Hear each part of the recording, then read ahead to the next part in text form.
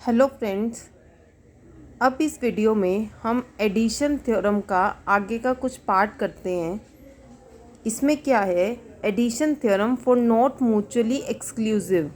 हमने पढ़ा था, जो हमने लास्ट में एडिशन थ्योरम की थी उसमें ये था कि एडिशन थ्योरम वहाँ यूज़ होगी जब दो इवेंट्स म्यूचुअली एक्सक्लूसिव होंगे। बट कई क्वेश्चंस में ऐसे होता है कि वो म्यूचुअली एक्सक्लूसिव नहीं होते और फिर भी हमें निकालना होता है ईदर ए और बी। तब उन केसेस में हमें क्या करना है, यहाँ बोल रहा है वो modified addition theorem, if A and B are not mutually exclusive events, the probability of occurrence of either A और B or both is equal to the probability that event A occur plus the probability that event B occur minus the probability that event common to both A and B। इसमें हमें क्या कह रहा है कि अगर हमें probability इधर A और B और both की निकालनी है तो वो किसकी इक्वल होगी, probability of A plus probability of B minus common, दोनों का जो कॉमन होगा probability of both। जैसे कह रहा है कि प्रोबेबिलिटी ऑफ ए और बी क्या होगा, P A plus P B minus P A B. इसका मतलब क्या है कि probability of A common B, ये साइन हमारा किसका है, कॉमन का, कि जो दोनों में कॉमन होंगे। फॉर एग्जांपल अगर मैं बात करती हूँ एक क्वेश्चन में क्वीन की, ईदर क्वीन और स्पेड, मैं क्या कह रही हूँ, क्वीन और स्पेड, इधर क्वीन और स्पेड। तो हमें पता है क्वीन होते हैं 4, स्पेड होते हैं 13, और हमें ये भी पता है क्वीन में स्पेड भी होता है, क्वीन में एक पत्ता स्पेड भी होता है। तो वो क्या हो गया, दोनों का कॉमन, तो वो क्या हो जाएगा माइनस। जैसे ये हम इसकी बात करते हैं, इसकी प्रोबेबिलिटी आएगी 4/52, इसकी प्रोबेबिलिटी आएगी 13/52। ये दोनों तो ठीक है, प्लस हो जाएंगे, बट इन दोनों में एक कॉमन भी है। वो क्या है, एक जो क्वीन में आ रहा है स्पेड, तो वो क्या 1/52 माइनस हो जाएगा। जो हमने लास्ट वाली वीडियो में क्वेश्चन किए थे वहाँ सिंपल था कि हम ए और बी की प्रोबेबिलिटी निकाल रहे थे, वहाँ उसमें कुछ कॉमन नहीं आ रहा था। इसमें क्या है, अगर इन दोनों में कुछ कॉमन आ जाता है कि ये भी है साथ में ये भी है, तो उसको हम क्या कर देंगे, माइनस कर देंगे। जैसे मैं बात करती हूँ, इसको वेन डायग्राम से समझें। ये हमारी क्वीन है, ये हमारा स्पेड है, और ये इन दोनों का क्या हो गया, कॉमन। ये हो गया क्वीन, ये हो गया स्पेड, और ये हो गया क्वीन और स्पेड दोनों। तो हम क्या करेंगे, इन दोनों को प्लस माइनस ये कर देंगे, तो इधर ए और इधर बी आज हमारे पास निकल आएगा। आई होप आपको समझ आया होगा। हम इसके कुछ क्वेश्चंस करके देखते हैं। जैसे हमारे पास फर्स्ट क्वेश्चन है, a card is drawn at random from well shuffled pack of card, what is the probability that it is either a spade और किंग। अब हमें पता है ईदर अ स्पेड और किंग पूछ लिया, तो हमें क्या यूज़ करनी है यहाँ, एडिशन थ्योरम। तो हम पहले क्या करते हैं, प्रोबेबिलिटी ऑफ स्पेड देखते हैं, स्पेड कितने होते हैं 13/52।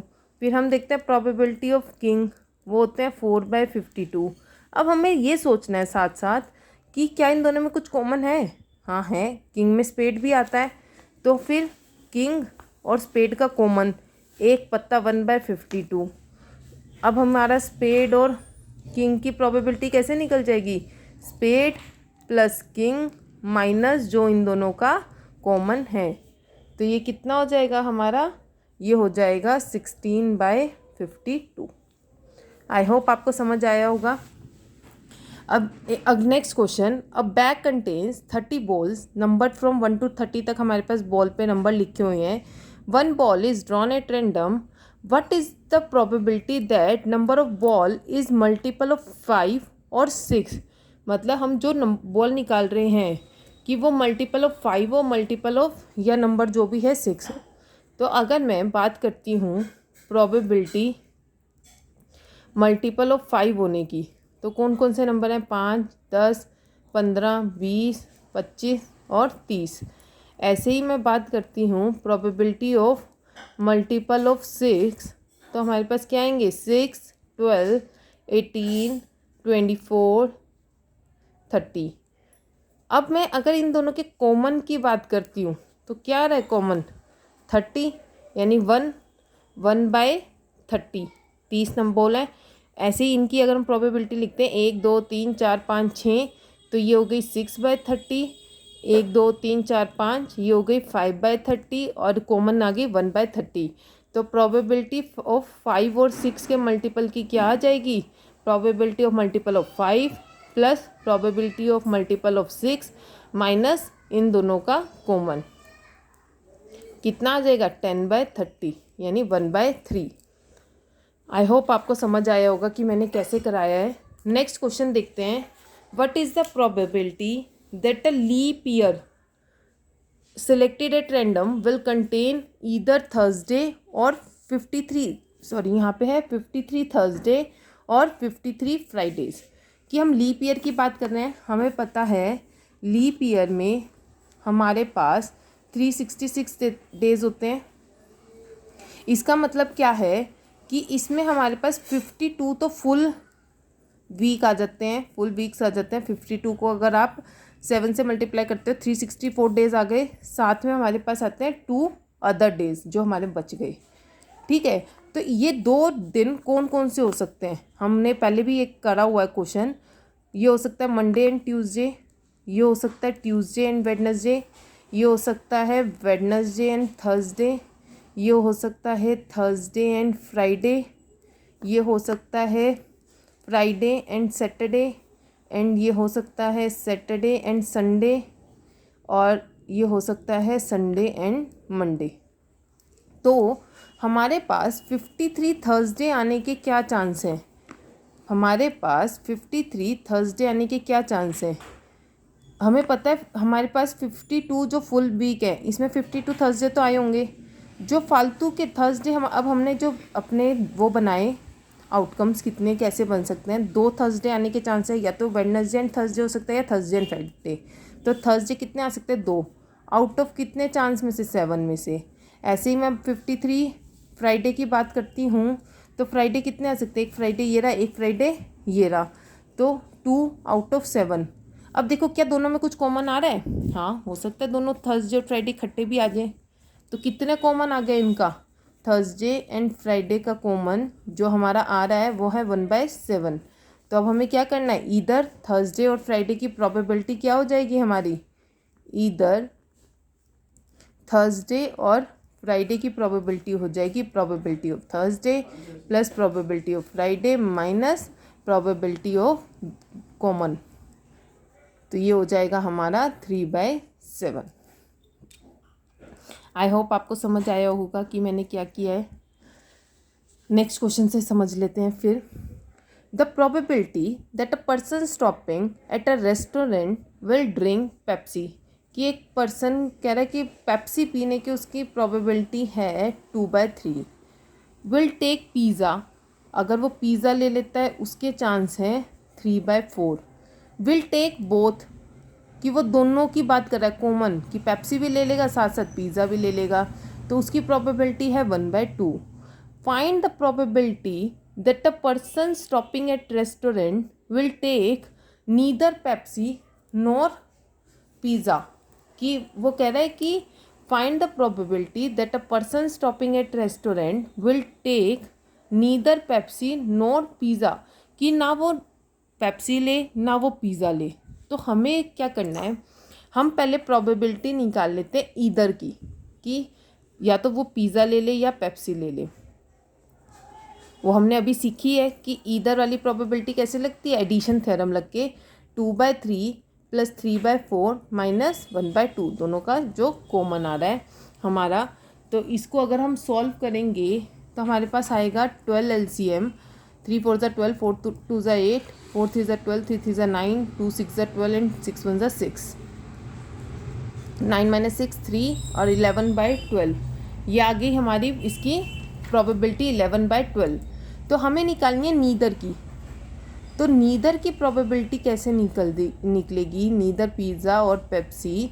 अगर मैं टोटल प्रोबेबिलिटी में से, टोटल प्रोबेबिलिटी होती है 1, उसमें से माइनस कर दूँ प्रोबेबिलिटी ऑफ ईदर वाली, ईदर पिज़्ज़ा और पेप्सी, तो हमारी क्या निकल जाएगी, नीदर की। ईदर की मैं निकाल ही चुकी हूँ। एलसीएम ले लेते हैं तो ये आ गया 1/12। आई होप आपको समझ आया होगा कि हमने इस क्वेश्चन को कैसे किया है। अब हम नेक्स्ट करते हैं। अब हमारे पास 3 है। याद रखना, जब भी हम 3 इवेंट्स की उसकी बात करते हैं तो ईदर में हमारा फॉर्मूला लगेगा क्या, प्रोबेबिलिटी ऑफ, जैसे ईदर ए और बी और सी की बात कर रहे हैं तो यहाँ हमारा फॉर्मूला लगेगा probability of A plus probability of B plus probability of C minus A और बी का कॉमन माइनस बी और सी का कॉमन माइनस पी और ए और सी का कॉमन प्लस तीनों का कॉमन। ये हमारा इसमें बनता है। जैसे अगर मैं इसको वेन डायग्राम से आपको दिखाऊं, ये ए, ये है बी और ये है सी, ए बी सी। इसमें क्या है, कुछ पार्ट ऐसा है जो ए और बी का कॉमन हो गया, कुछ पार्ट ऐसा है जो बी और सी का कॉमन हो गया, कुछ पार्ट ऐसा है जो ए और सी का कॉमन हो गया। ये तो हम इसमें से माइनस कर देंगे। और जो ये तीनों का कॉमन है, ए बी सी तीनों का, ये वाला पार्ट, इसको हम क्या कर देंगे, प्लस कर देंगे। ये हमारी ईदर ए और बी और सी का हमारा इसका फॉर्मूला है। अब जैसे इसी के ऊपर एक क्वेश्चन है कि 3 newspaper A B C are published in certain city, it is estimated from a survey that of the adult population 20% read A, कि हमारी जो एडल्ट पॉपुलेशन है वो पढ़ती है ए, 20% रीड करती है ए, तो प्रोबेबिलिटी ऑफ ए हो गई हमारी 20% और 16% रीड करती है बी, पी भी हो गया 16/100, 14% read C, probability of C हो गया 14/100, 8% read both A and B, दोनों का मतलब common 8%, 5% read both A and C and 4% read both B and C, 4% read both B and C. साथ में लिखा 2% रीड ऑल 3, 2% ऐसे हैं जो कि सारे के सारे पढ़ रहे हैं,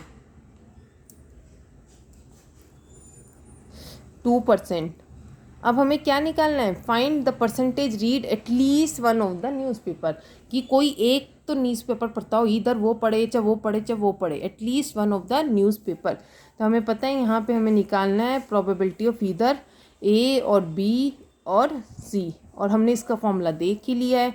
ये हो जाएगा probability of A plus probability of B plus probability of C minus इनका कॉमन माइनस ए और सी का कॉमन माइनस बी और सी का common plus A B C का कॉमन। अब हम इन्हें प्लस माइनस कर लेंगे तो हमारी प्रोबेबिलिटी ऑफ इधर ए और बी और सी की यहाँ पे फाइंड आउट हो जाएगी। ये आ जाएगा 35/100। आई होप आपको समझ आया होगा कि हमने इस क्वेश्चन को कैसे किया है। इसको समझने के लिए आपको पहले पार्ट 1 देखना पड़ेगा एडिशन थ्योरम का, पहले वो देख लीजिए फिर ये पार्ट समझ आएगा।